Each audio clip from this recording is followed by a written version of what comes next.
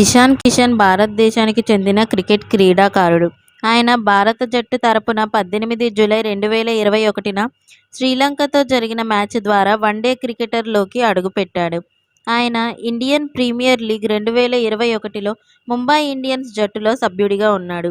Ishan Kishan Indian Premier League 2025లో Sunrisers Hyderabad జట్టుతో సభ్యుడిగా ఉన్నాడు.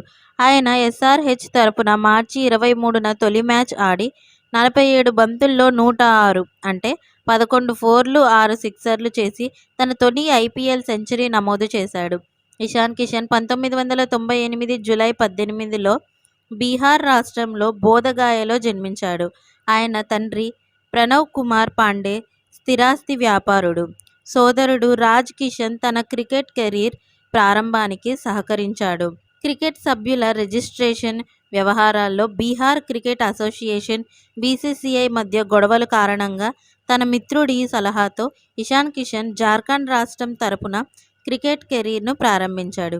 Ishan Kishan wicket keeper, batsman కావడం వల్ల భారత జట్టు మాజీ captain MS Dhoni Australia wicket keeper, batsman Adam Gilchrist అంటే తనకు ఇష్టం అని తెలిపాడు.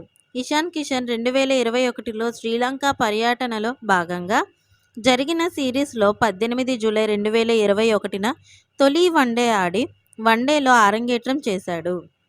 ఇషాన్ కిషన్ తన తొలి మ్యాచ్లో 8 ఫోర్లు, 2 సిక్సర్లతో 59 పరుగులు చేశాడు. ఆయన 33 బంతుల్లో అర్ధశతకాన్ని పూర్తి చేశాడు. తన మూడవ మ్యాచ్లో డబుల్ సెంచరీ 121 బంతులతో సాధించాడు. అది ప్రపంచంలో అత్యంత వేగవంతమైన సెంచరీ.